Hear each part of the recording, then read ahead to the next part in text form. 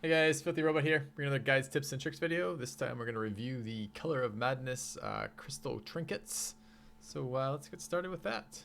So, starting with Petrified Skull, Cultist only, 40% protection when attacked by Husk, minus 20% healing received, 30% protection when attacked by Eldritch, and 15% max HP. This item's fairly garbage, you're almost never going to use it. The problem is that when you're running endless modes, which is the only mode that has Husk currently in it, you're not just fighting husks, you're fighting a mix of creatures. Yes, some of them are protection, or some of them are husks, and some of them are eldritch, but the bulk of them probably aren't. The bulk of them are probably undead, human, and beast, right? You know, 2/3, 2/5, I suppose, of your creatures are probably of the type you care about, and 3/5 aren't. And the minus 20% healing received is a big deal. The plus max HP is nice, but basically these are a little bit worse than neutral unless you're fighting specific creatures that you really care about, in which case it's quite a bit better, but not worth the cost of an item. I don't know when you'd use this. Maybe if you were fighting a high damage eldritch creature outside of endless mode, you might consider throwing this on just for that 30% protection. But probably in all likelihood, even then, if it's high damage, you're probably going to want healing received being a stat you buff, not nerf. So I think this item is really terrible. I don't think you're almost ever going to see it get any play. Lens of the Comet, also bad. Ignore Stealth is decent, but not amazing. Minus 20% Virtue chance is extremely high cost, especially in Endless mode. Virtues are really, really good for increasing the longevity of your character's existence there. And outside of that, the critical fights, the ones you don't want to have minus virtue chance on. You don't want to have minus virtue chance in the darkest dungeons. You don't want to have minus virtue chance on bosses. It's one of the ways in which you can lose. And 5% crit if shard dust is in inventory is surprisingly bad as well. 5% crit is decent, but shard dust is really bad right now. So giving up an item slot for that is, or an inventory slot for that is pretty painful. You might find situationally useful spots for this if you're just running corridor fights and don't have a good comp for dealing with like a stealth stress nuker or something. Maybe this would be okay, but mostly this item's pretty bad. All right, Broken Key, amazing. One of the best items in the patch. This is 15 accuracy and 35% stun skill chance for the Abomination. The Abomination is a fast stunner who can hit positions 1, 2, 3 with his stun. That's amazing. That's what he wants, accuracy and stun chance. It's especially amazing considering the Abomination's stun skill chance got nerfed down to 130%, which is on the low end now of stun percentages, and having a plus 35% stun, which I think is the largest stun increase available in the game right now, is really, really good for him. Dirt cheap too. If you're running Abominations, definitely pick this item up. And really nice too, because the accuracy is not ranged accuracy. There are some items that give range accuracy as opposed to pure accuracy, and this allows the Abomination in a world now with a bunch of accuracy nerfs, with Focus Ring now only giving 10 and Sun Rings only giving 5, and you needing more accuracy to hit enemies. You now cap at 95% as opposed to 90%. Accuracy is a very, very vital stat, and this also affects the Abomination when he's transformed because it's just pure accuracy, not ranged accuracy. Absolutely great item. Ashen Distillation, another phenomenal item. Blight chance, skill chance on the Plague Doctor is really good. Consistency on his blights is a must. Healing received of medicinal herbs in inventory is really good. It's plus 20% healing received is great as a bonus ability to have, especially on boss fights or endless mode, where you're able to just keep the medicinal herbs in your inventory specifically to trigger this effect. And then 20 dodge is amazing, especially in endless mode where you're playing on high light, where there aren't all the downsides of dodge that you might otherwise find. So you can stack enough dodge to be relevant. Plague Doctor has a high base dodge chance, and this is 20 dodge. These are 3 positive super strong items that all are super strong effects on a single item. I'm running my Plague Doctors in endless mode right now with an Ashen Distillation, and a Blasphemous Vial on them for ultra consistent blight skill, good stun chance, good accuracy, good dodge, and good healing received. It's absolutely nuts. This item's so strong. Smoking Skull, fairly good item for an Antiquarian. A bit weird as to when you'd use it. The accuracy is a big deal, and the blight resist is whatever on the Antiquarian. Mostly the Antiquarian isn't attacking, and you're just putting Protect Me on her as much as possible, in which case the dodge isn't that useful, but for the rounds that you're not using Protect Me, the dodge is quite useful. The only places you're bringing the Antiquarian is farming gold in the early game anyways, level 1s and level 3 dungeons. If you can afford this early and get it, it's a great farm item to keep her alive, but probably realistically you're not going to spend your limited crystals, at least in the early game, on an antiquarian, and in the late game you don't need an antiquarian. So the item is fine. The chance you're going to use it is probably close to 0. Dirge for the Devoured. This is a decent item for the Jester.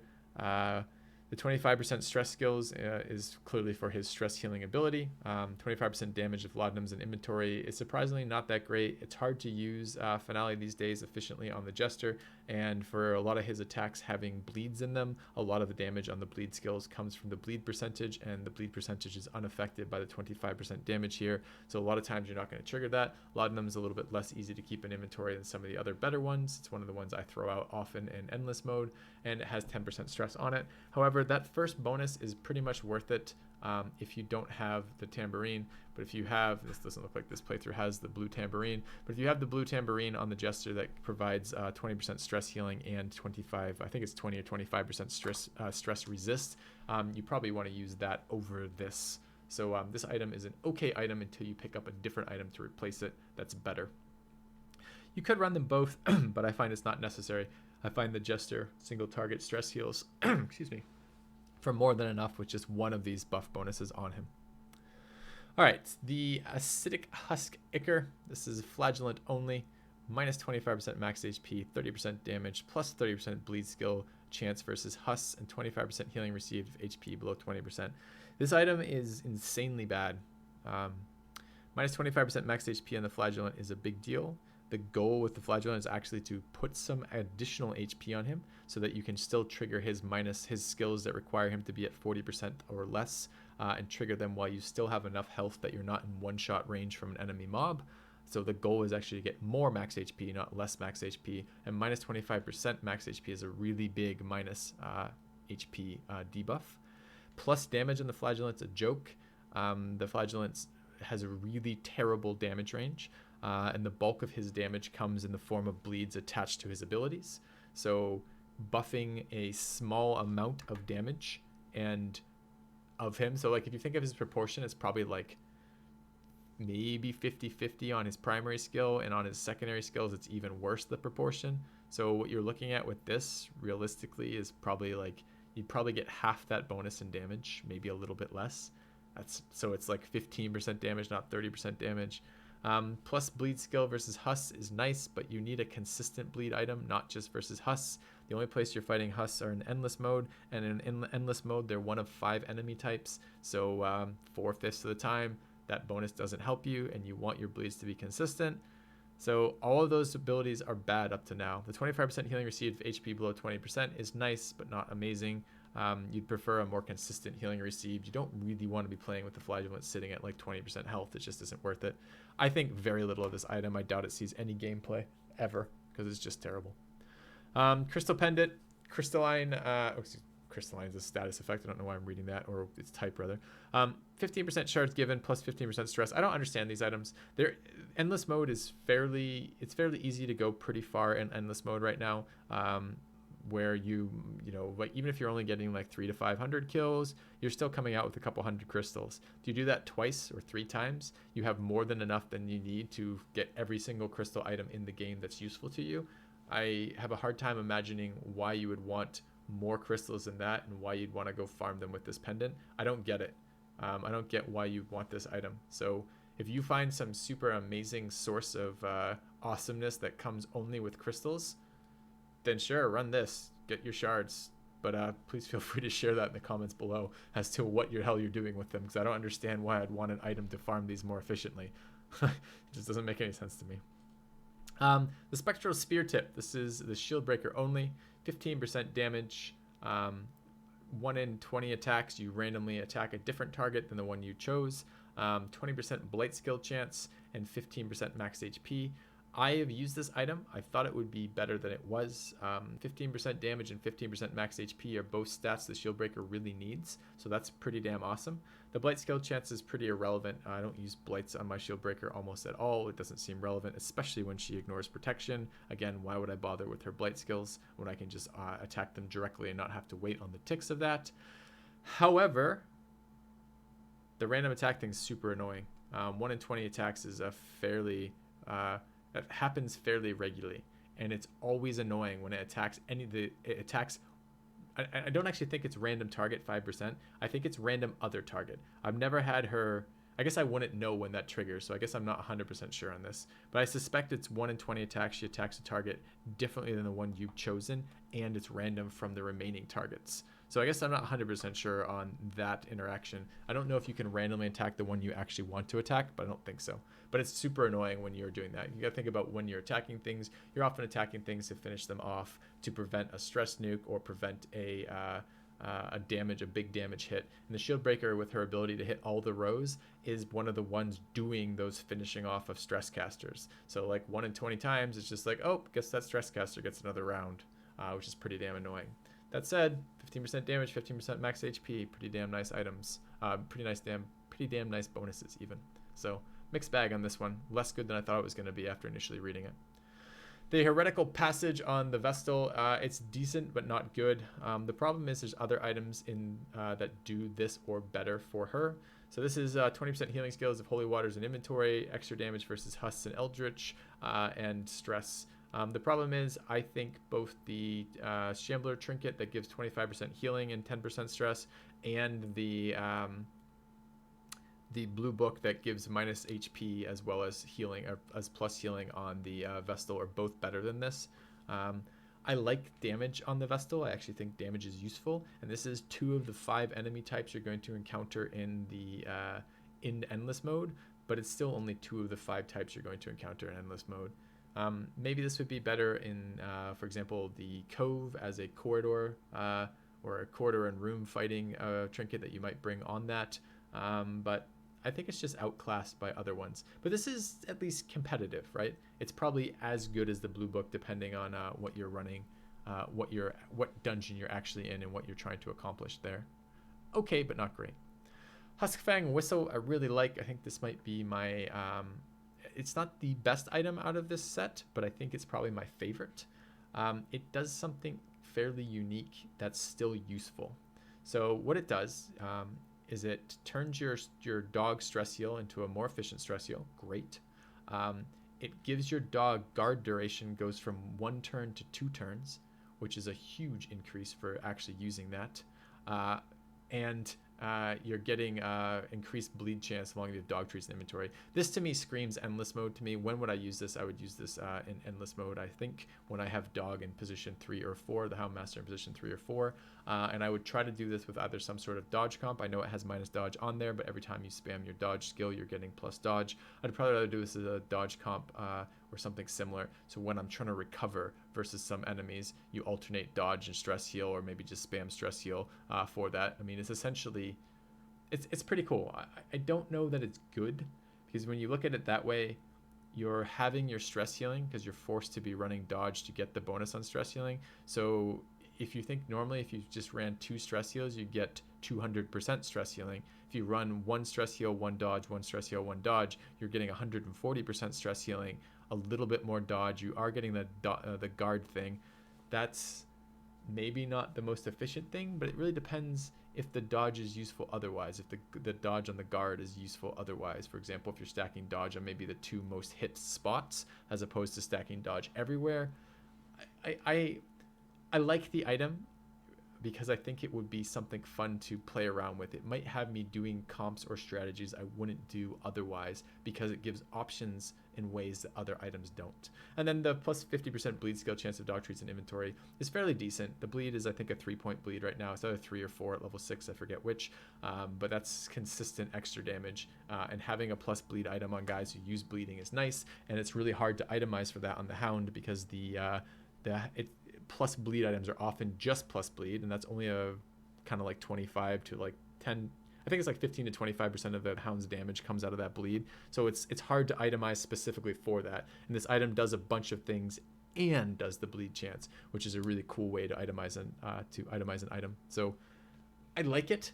I think it's cool. I think it's going to be fun. I think it's going to let me do things I wouldn't do differently. I'm not sure if it's good or not.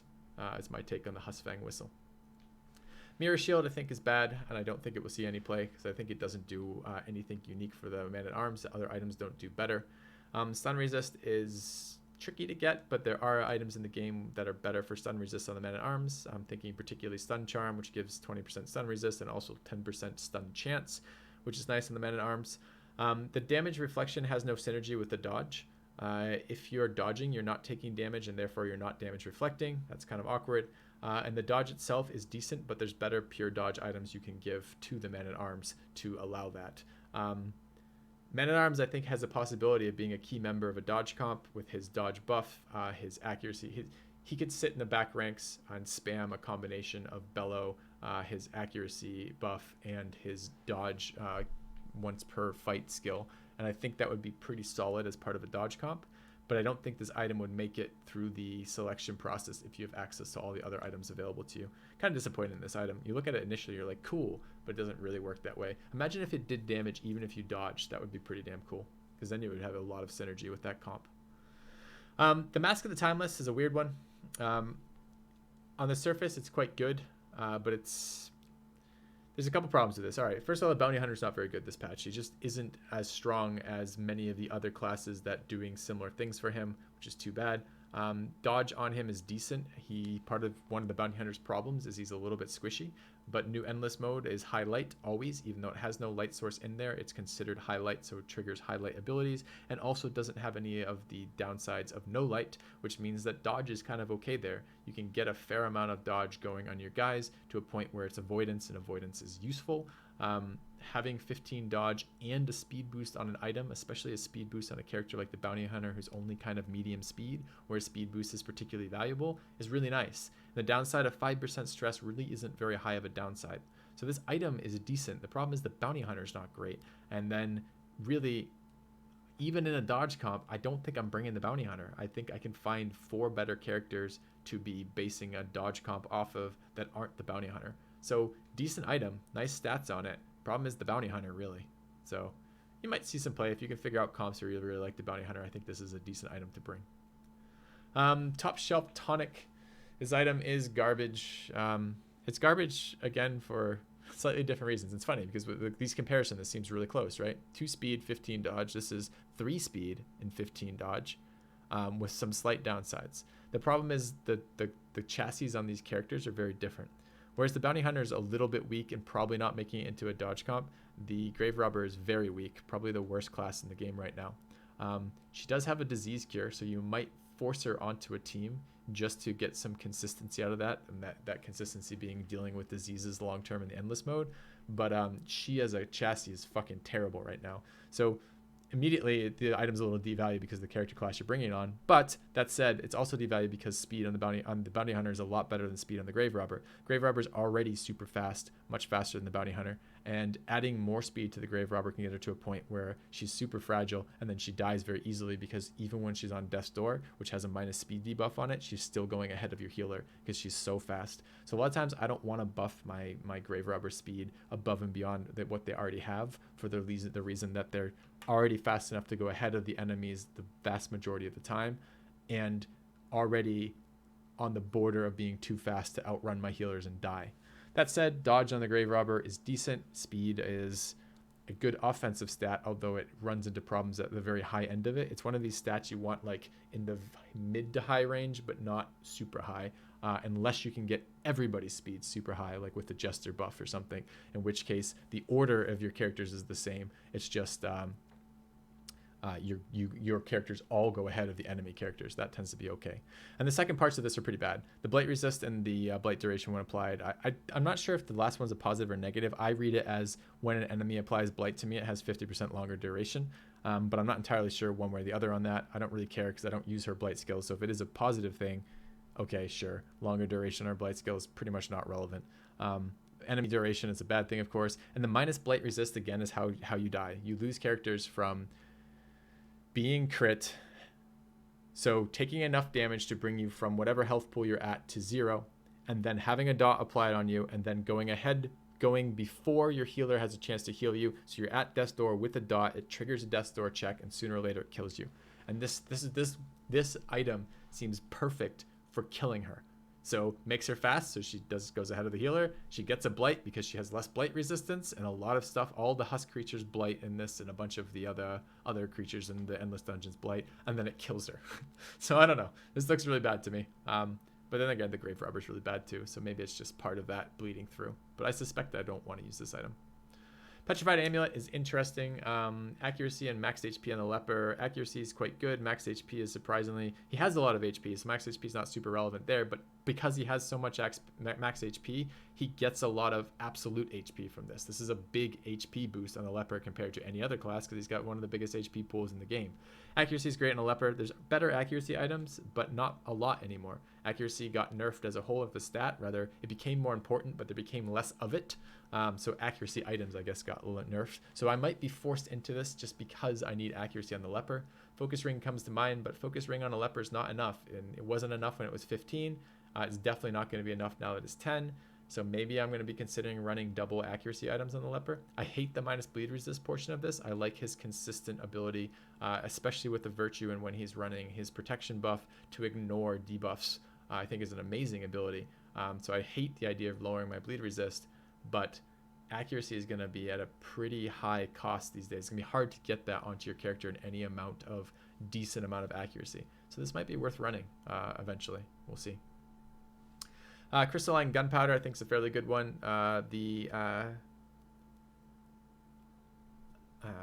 Highwayman is a fairly medium speed character. So going from medium to fast is a nice change. Going consistently ahead of enemies while still going behind your healer when you're on death's door is exactly that sweet spot. 20% damage on a damage dealer is great. So that combination of two items with two buffs are great on him. The minus 15% stun resist is unfortunate, of course, but it's one of those lesser ones. Stuns on a damage dealer don't tend to kill you. They can be annoying for prolonging the fight, but it's not the same as minus blight resist or minus bleed resist. This is annoying, but often not fatal. The blight and bleed resist ones can be fatal fairly often. So I'm less concerned about that debuff. I like the item. I'm not sure if it will see play. The Highwayman rather has a fair number of very powerful trinkets. So I don't know if this one will fit in or not, but I certainly consider it as a standalone trinket pretty decent. All right, cluster pendant, we've already talked about. I don't understand the idea of the goal to farm shards more efficiently, so I don't understand why you'd buy this, but clearly this is an upgrade over the other one. If you do want to go down that route, tell me if you do go down that route, why you went down that route, because I'd love to know. Thirsting Blade, similar conversation with this one as with the leper item. They're very, very similar. So this is 15 accuracy and minus 20 bleed resist as opposed to 10 accuracy and minus 15 bleed resist. The secondary bonus on this is speed. The speed brings the Hellion from a medium to a faster character, so that's not actually that bad. 10% crit versus bleeding would be nice if you could get that reliably, but you really can't get that reliably. Hellion has like two abilities. Like when she crits as well, she gets extra bonus versus bleeding. It's just a really hard thing to set up. There aren't a lot of attacks that apply bleeds that are useful, and if you're like multi-attacking a target, most of the time this is overkill. It's hard to care about the 10% crit versus bleeding, and I really hate the last part of this item. On attack, on an attack that you miss, she does 5 damage to herself. That's how I read that. If that's a debuff, so I guess I should preface this by saying I haven't used this item. If that is a debuff where it is she provides a minus 5 damage buff to herself for 3 rounds, that's not a big downside. If it is a debuff where when she misses, she does 5 damage to herself, which is how I read this, that's a huge issue. That's a huge shitty part of this item. I don't want items that will potentially force me into death's doors check. If it's a critical fight, like versus a boss, or just something's crit me really hard and I need to kill it style thing, and I swing and I miss for whatever unlucky reason, maybe I have a death's door debuff because I just got knocked to death's door, maybe the enemy has high dodge, maybe I've been debuffed, whatever reason, and then I knock myself onto death's door or kill myself, that's a huge, huge deal. So I don't like that item, I don't think. The Hellion has other accuracy options too, which the Leopard doesn't. The Hellion has the fairly decent blue item that's 10 accuracy and minus 25% stress if the light's over 75, and the light is over 75 in Endless, which I think makes this harder to want to itemize the Hellion with. So my suspicion is not good enough to use, whereas this one might be good enough to use. But I'm not entirely sure how that last debuff works on it. All right, I have no idea how to say that. Icosahedric musket balls, perhaps. 20. This is Musketeer only. Musketeer is a Arbalist reskin with different trinkets. I don't understand why they have different trinkets. I strongly suggest you go download a mod that allows Musketeers and Arbalists to use the same trinkets. But this one does plus 20% damage and on attack, random target 20%. I hate this item. I found random attack 5% to be too much. Random attack 20% seems insanely high. 20% damage is good, but there's a lot of good damage dealing things for position 3-4. There's a lot of good items there that are good for that, for ranged attackers in 3-4. I'm thinking the Cannoneer's stick from level 5 Cannoneer. I'm thinking the Prophet's Eyeball, which is the accuracy and stress resist on it. I'm thinking the Ancestor's Gun with the accuracy and speed on it. I'm thinking the Arbalist. Arbalist has damage and crit items, both accuracy and crit items and damage items. There's just there's a lot of ways to get good items for position 3-4 for ranged attackers, and I don't think the trade-off on this makes it worth writing that over the ones you'd normally bring. I think that's really bad. On the flip side, I think Keening Bolts is probably really good. 20% damage, 8% crit. As I said, there's a lot of other competing trinkets on there, but if you perhaps run 2 damage dealers, you might find this be worth it to go, and I think the downside's a lot weaker, or rather a lot less shitty. So this shitty downside, 20% of the time you shoot the wrong target.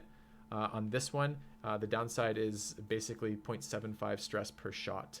0.75 stress, I haven't used this item directly. I suspect it's not that big of a deal. But it might be. It might be enough that it's off-putting. I suspect it's around like a 10% stress debuff is what I suspect. I suspect if this was, minus plus 10% stress taken, I suspect it's going to be similar. But that's just me spitballing some numbers there. I like the damage and crit. I particularly like the crit on the Arbalist, since the Arbalist damage range is a little bit large for me, and I want anything I can to consistently do damage on the Arbalist. I could see this being good. I could see crit stacking on the Arbalist being a thing too, with her with marked targets giving her additional crits, as well as the crit buff across the board, as well as her crit camping skills and crit items, this being one of them. I could see potentially you run the blue accuracy crit item for her, as well as the district to give her, like, I think it's 13 accuracy, and then you get on top of that the crit from the blue Arbalist item, the crit from this, and all the other crit stacking things to try to get some sort of crit build. In fact, I think I tested that on stream, but I haven't tried this item yet. It might have synergy with that. But again, 20% damage, not the greatest of buffs. It's just that now this is 20% damage and 8 crit with a much lesser minus. It might be worth bringing. I think decent, but I'd be curious to see what you guys think. Okay, the Coat of Many Colors. This is really bad. So the buff doesn't say this in the description of this, but on monster kill, which is on a kill that the guy does, so the person wearing this coat has to kill it. It's not just on a monster kill for the party. You get minus 2% stress. It stacks with itself as many times as you get kills, but it only does that. It only lasts for 2 fights. So the duration is 2 fights on that. The problem is minus stress is good, but it's better earlier in the fight. This takes time to charge up minus stress, so you're probably going to be fairly far into the fight before you have more than minus like 10% or into a set of fights. It's also pretty hard to last hit with a single guy all the time. Generally, your party last hits with 3 people, maybe even 4 people who get last hits, and they're doing this to prevent actions. You're trying to time your kills to prevent high priority enemies, either damage or stress, likely stress, from getting any attacks off at all. So you can't just be like, I'm going to leave that guy for next round, because if you leave him for next round, he's got another, double stress attack off and cause 40 stress on your team or something. So it's hard to get these buffs, and the buffs are pretty small to start with, and there's stuff that you want to itemize, that you want to have at the beginning of the fight. It's not like the damage ramps up over the course of the fight, which would be okay. It's your accuracy, which you want maxed as soon as possible, and it's your stress resist, which you ideally want to be active as much as possible, as soon as possible. I don't like it. The downsides I don't think are that relevant. If your heroes are killed, a stun or a stress nuke probably isn't that relevant, because you're probably leaving the dungeon almost immediately when one of your heroes is killed. So the downsides aren't bad, it's just the upsides aren't good. So I don't think very good, unfortunately. it's kind of cool because it's a new type of item. It's a new type of item that we've never had any experience with as players, which is it's an item that grows over the time you're using it, but it just doesn't really work. Miller's Pipe. On monster kill, stress -2. Monster killed. All monsters give... when you kill a monster, all other monsters on the board have a blight applied to them, but only at 120% chance, which means it's very highly resisted. For example, for comparison, a Plague Doctor has 140% blights, and if you have the District, is another 15% on top of that. And I itemize my Plague Doctor with double blights on top of that for another 40%. So I'm looking at 55% on top of. I'm looking at 195% chance to blight with my Plague Doctor, and this is looking at 120% chance to blight. You're going to see a big difference in resists. And additionally, 2-point blight is pretty weak. The debuffs, again, the downsides of this one aren't that big of a deal. They are nasty if they trigger, but if you're getting these triggered, you probably lost already. You're probably leaving the dungeon almost immediately afterwards. And since characters don't die in endless mode, you probably are only bringing this to the endless mode. Whatever, maybe you lose some trinkets. Probably you have backups at that point. Who cares? But the upsides are not good. -2 stress is surprisingly small. Again, you have to last hit it. It's you get 3 stress for killing a creature anyways, so this brings it up from 3 to 5, and it's just really not noticeably different. I have actually used this item. I used it on a highwayman who got a fair number of kills, and I didn't find it very good at all. I found the blight to be nearly useless and the stress to be nearly not noticeable. It was basically like having a dead item slot. No real perks, no real downsides for it. All right, final item, the non-Euclidean hilt. This is Crusader only. 15% max HP, 20% of the time, or 5% of the time, 1 in 20 attacks, it attacks a random target.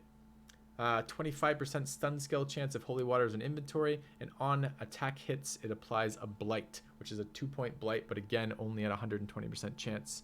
+2 damage on the Crusader. Do we have a high-level Crusader on this account? I doubt it. Let's take a look at the damage range. This is with a quirk already, so 10% of, so this is 10% of that, so it's 10 to 19. 10% of this is 1, so it's essentially a 20% damage increase that only hits probably 50% of the time. So it's probably about a 1-point damage increase, or a 10% damage increase is probably what I'm valuing that blight at.